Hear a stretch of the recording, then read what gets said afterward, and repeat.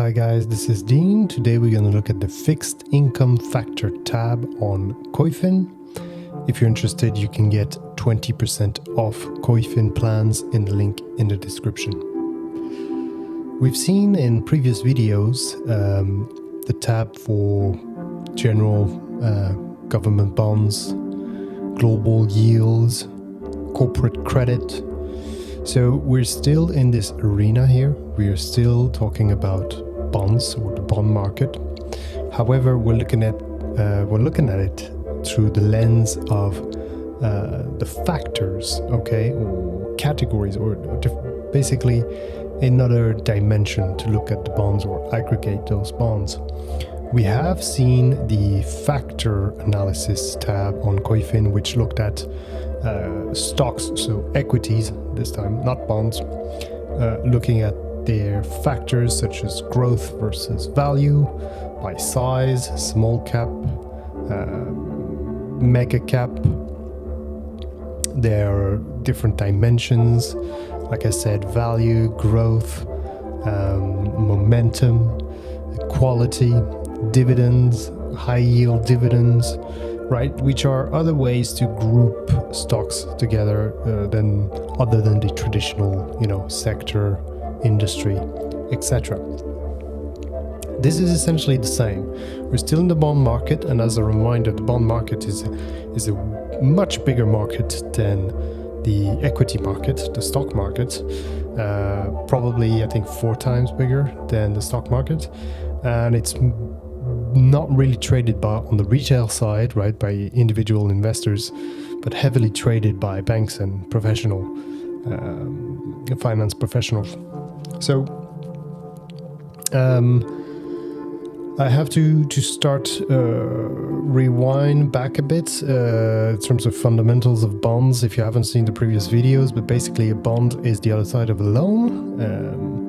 When you take a loan from the bank, you have a liability to that bank on your balance sheet, and the bank has an asset on their balance sheet, right?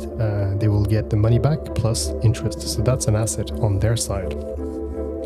Now, what they could do is they could wait the 20 years that you slowly pay back the loan, the principal plus interest, or they could sell it to somebody else for the market value.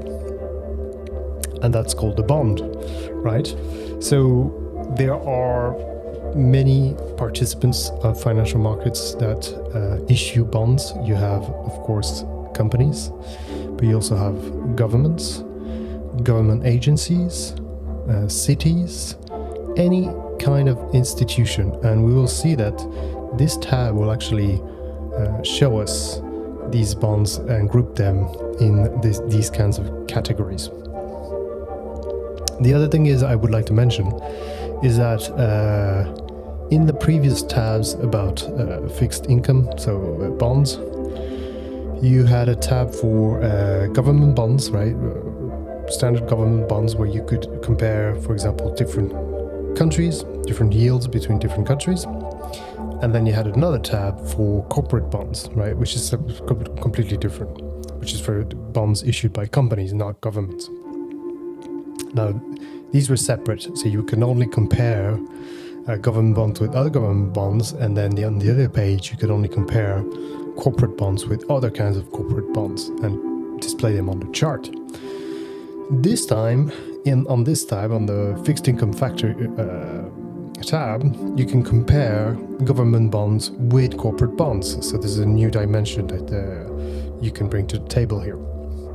Obviously, this is a grouping of ETFs, so this is not the full list of the millions of bonds available. You just have, aggregate groupings of very popular ETFs that represent bond constituents. So, first we have the US Treasury duration category, which is already displayed on the screen. I can put it up for 10 years. It was in 1 year. We have in the red the return of the bond, the normalized performance for the 0 to 1 year treasuries. Then in the blue, we have the 1 to 3 year treasuries, then 3 to 7 year treasuries, 7 to 10 year treasuries, 10 to 20 year treasuries, and then 20-year treasuries and the laddered treasuries. And probably the most famous is the bond called, or the ETF called TLT, which is the 20-year treasuries. And we can see the performance of each. Basically, the 20-year treasuries have been outperforming all the others, all the shorter duration ones, since up to about 2022, 2023. And now we have a reversal in terms of performance where the shorter durated bonds are outperforming the TLT at 20 years plus. What else do we have? We have a grouping. So this is a grouping of ETFs that allow you to see a comparison between the different issuers of bonds. So we have, first one, US Treasuries, government, GOVT, the government ETF, pretty bog standard.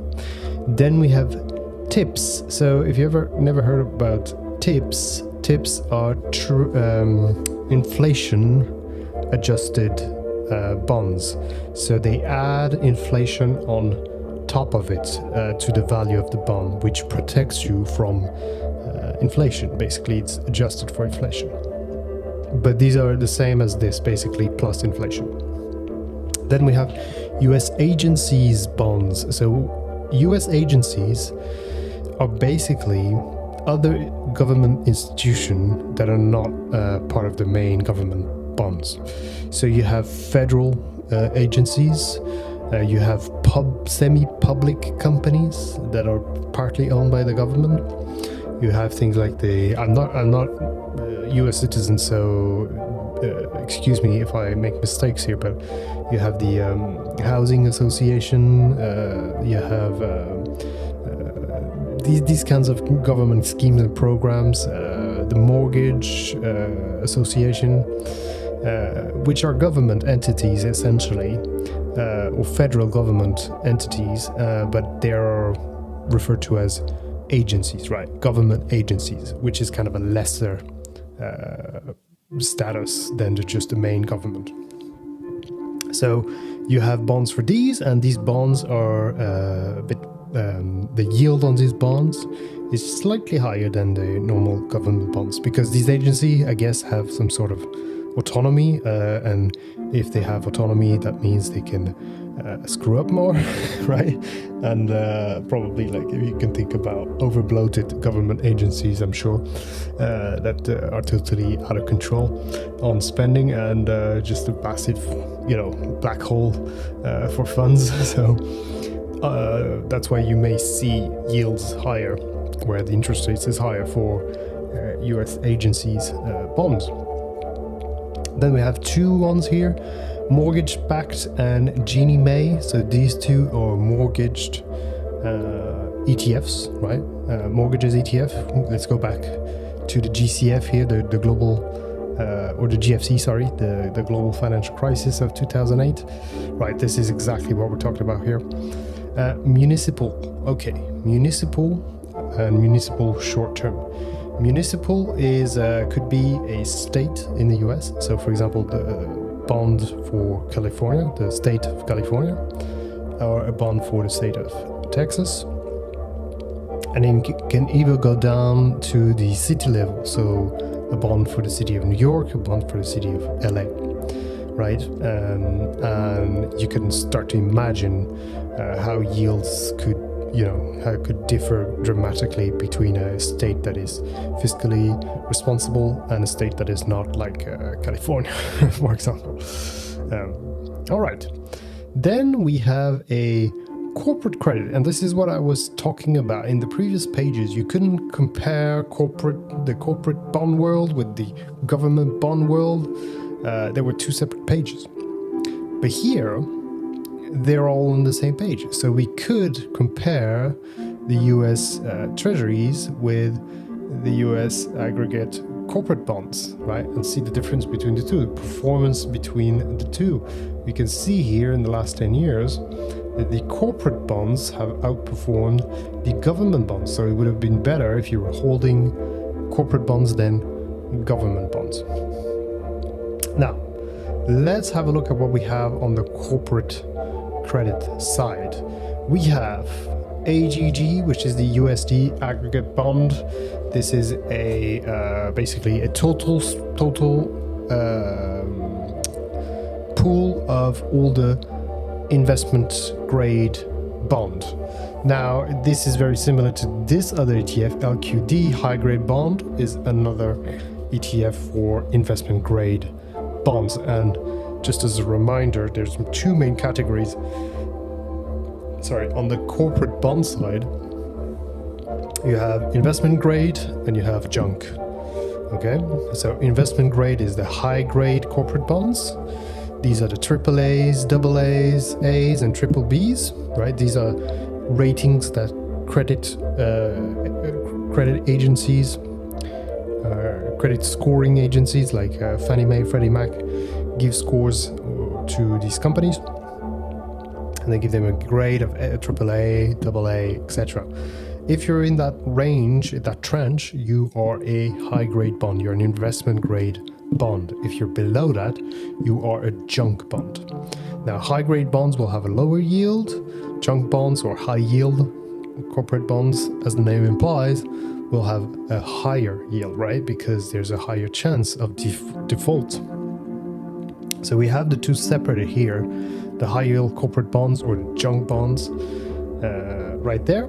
Then we have the convertibles. So this is an ETF that represents bonds that are convertible. So a convertible bond is a bond that can be converted into shares. Now, this is important because either the issuer or the holder may have the option. I'm not sure which one it is here. Probably the holder has the option to convert his existing holding of bonds into shares of that company.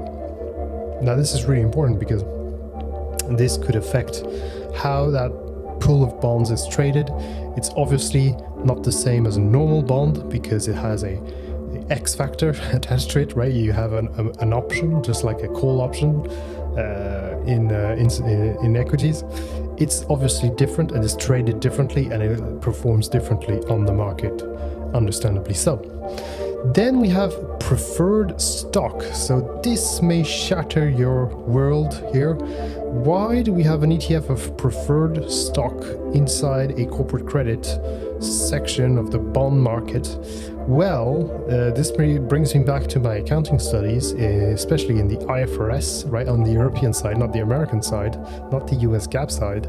Preferred stock is a perfect example of substance over form, and we studied this at length in accounting, where preferred stock is considered a liability. It's not considered equity on your balance sheet, because when a company issues preferred stock, right, it's like they will call it equity. They say we're issuing stocks to investors, but it's a preferred stock, which means we will give a preferred dividend to the preferred stock holders, shareholders, and this dividend won't vary with the profits of the company, right? It will be a set dividend every year, and we won't have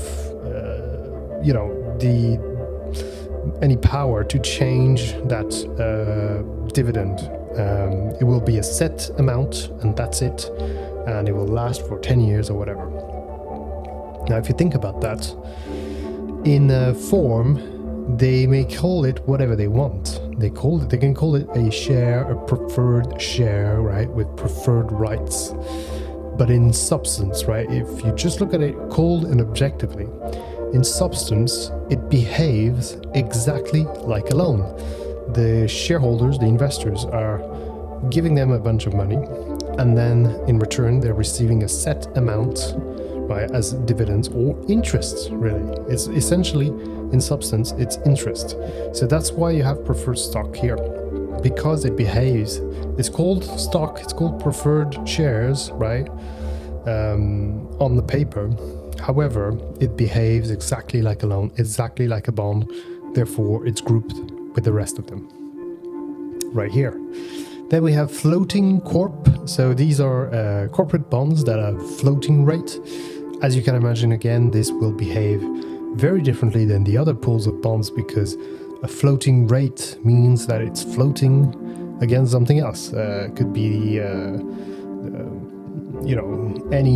could be the Fed fund rate, could be any kind of rate. It's basically not fixed, right? The yield is not fixed. It's floating against something else. It's depending on something that's contingent on something else. So this is floating rate corporate bonds, and then we have the short-term corporate bonds. Okay, and then lastly, we have a section on international credit. So we have an ETF here, IGOV, for international treasury. So this ETF represents government bonds around the world that are treasuries from governments. Then we have international aggregate bonds. So I guess this is a mix of both. I probably should have checked beforehand. A mix of both,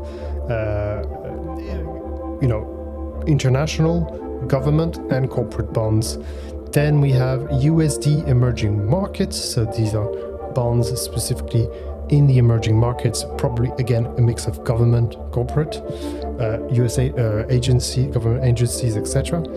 And then we have local emerging markets. So actually, probably this is government bonds of emerging markets, and there's probably municipals and government agencies in emerging markets when they say local emerging markets. There you go, guys. Very interesting tab. Very interesting data to study, see how things are behaving in the market on the bond side. Very insightful to really dig deep and study what's happened, what's going on, and therefore, glean from what could happen from now.